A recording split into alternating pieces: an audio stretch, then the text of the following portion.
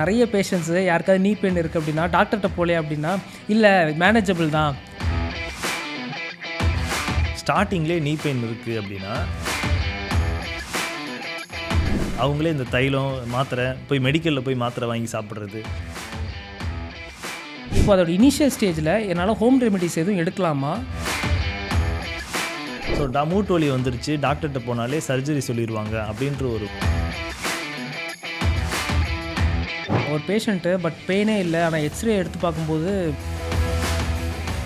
இன்றைக்கி முக்கால்வாசி பேருக்கு முட்டி வலிக்கு வர மெயின் ரீசனே 50 to 60 இயர்ஸ்க்கு மேலே தான் அந்த மூட்டு தேய்மானமே பார்க்க முடியும். பட் இப்போ ரீசெண்ட் டைம்ஸில் ஒபிசிட்டி இருக்கிறதா நான் வெயிட் குறைக்கிறதுக்கு வந்து நான் டெய்லி மார்னிங் வாக்கிங் போகிறேன். வாக்கிங் போகும்போது எனக்கு என்னென்னா அதிகமாக எக்ஸஸாக பண்ணும்போது என்ன ஆகுதுன்னா இன்னும் டேமேஜ் அதிகமாக தான் ஆக போகுதே தவிர அது சரியாக போகிறது கிடையாது.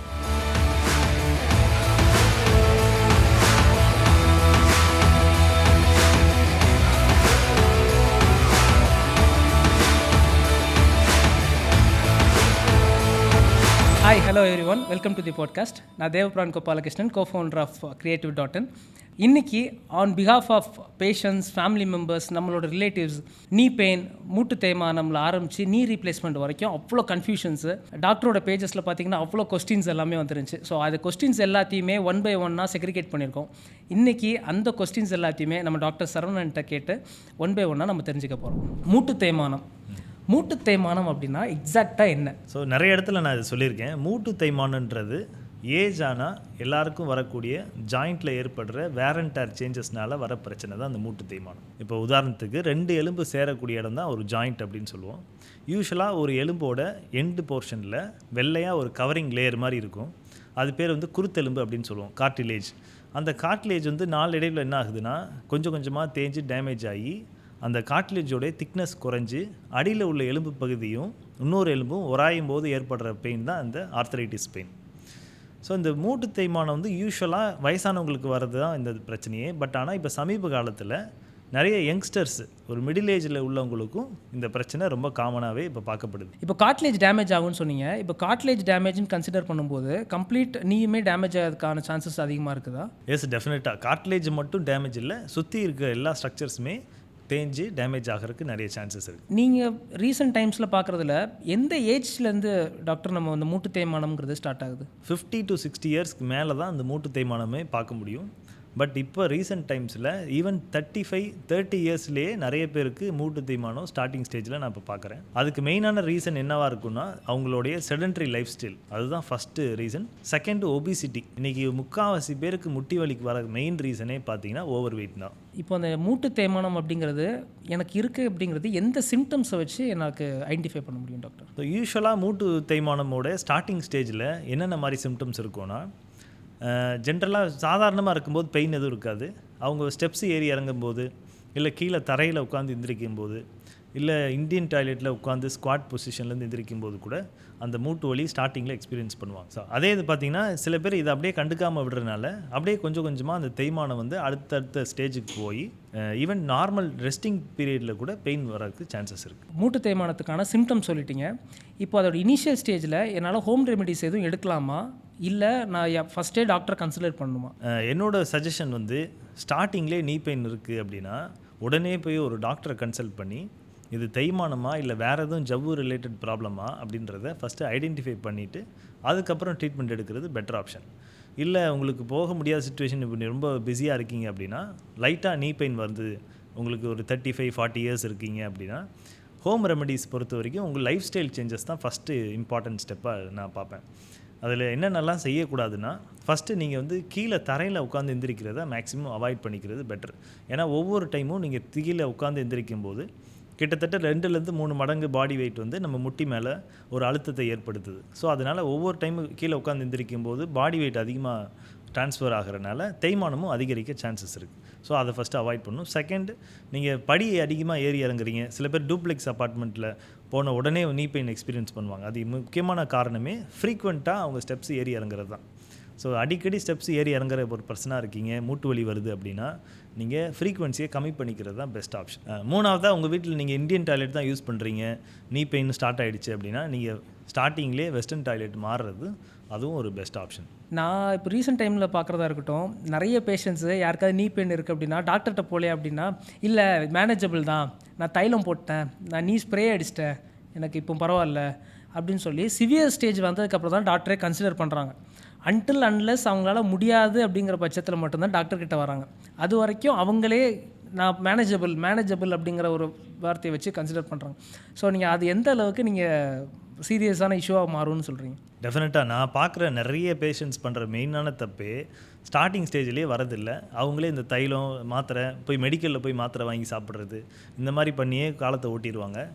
கடைசியில் பார்த்தீங்கன்னா ஃபுல் ஸ்டேஜ் 4 கம்ப்ளீட்டாக தேஞ்சு போய் காலே கொஞ்சம் பெண்ட் ஆகி அந்த மாதிரி சுச்சுவேஷனில் தான் நம்மக்கிட்ட வருவாங்க. ஸோ அப்போ வரும்போது நம்ம சர்ஜரின்னு சொன்ன உடனே பயப்பட ஆரம்பிச்சிருவாங்க.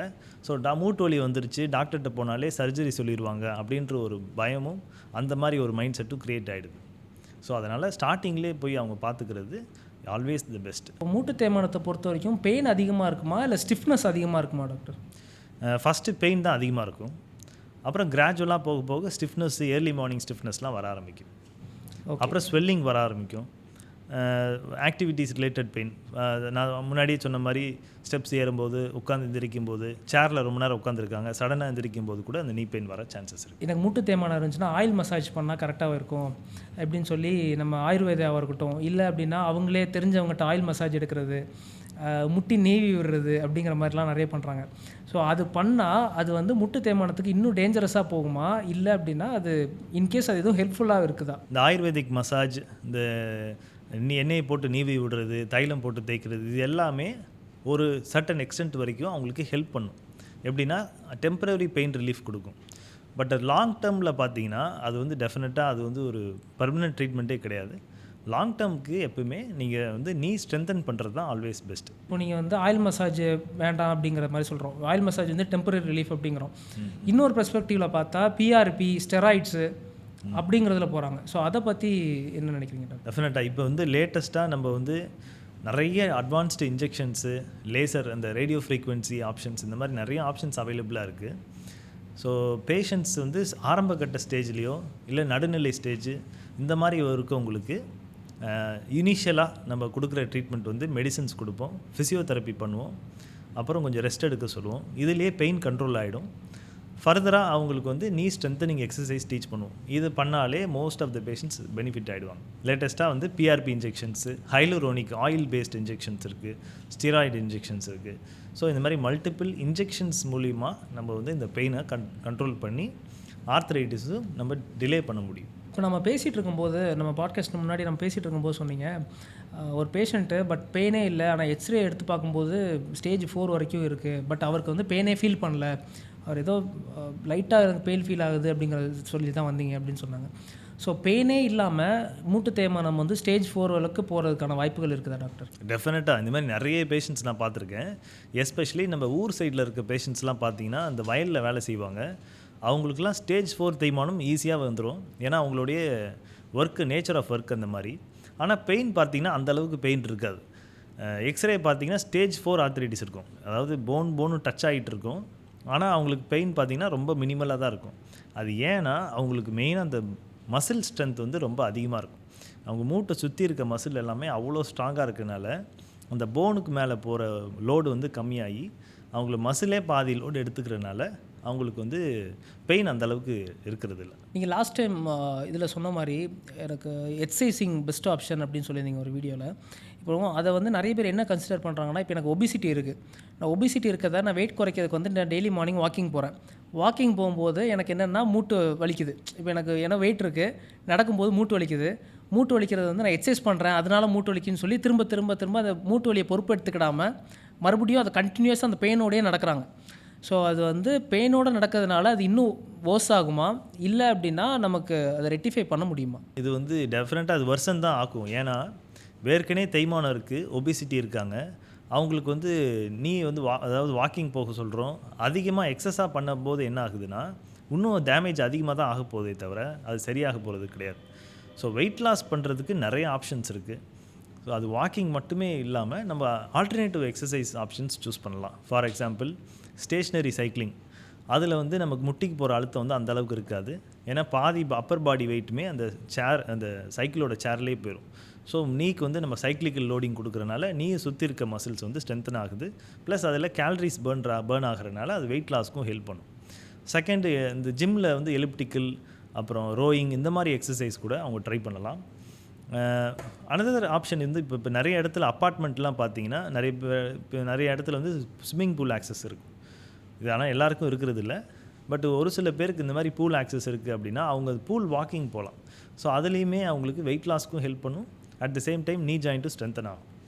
வேறு என்ன ஆப்ஷன்ஸ் இருக்குது? வெயிட் அதிகமாக இருக்குது, மூட்டு வலியும் இருக்குது, ஆனால் எக்ஸசைஸ் மூலிமா கம்மி பண்ணுறது கஷ்டம். அந்த மாதிரி சுச்சுவேஷனில் நீங்கள் டயட்டை தான் அதிகமாக ஃபோக்கஸ் பண்ணணும். டயட்லேயே எஸ்பெஷலி நோ சுகர் டயட்டு, அப்புறம் கார்போஹைட்ரேட்டை நல்லா கம்மி பண்ணிவிட்டு முடிஞ்ச அளவுக்கு ஃபைபர், ப்ரோட்டீன் இதை வந்து அதிகமாக சேர்த்துக்கிட்டிங்கனாலே உங்கள் வெயிட் லாஸுக்கும் ஹெல்ப் பண்ணும். ப்ளஸ் நீ பெயினும் எக்ஸஸ் ஆகாமல் நம்ம ப்ரிவென்ட் பண்ணிக்கலாம்.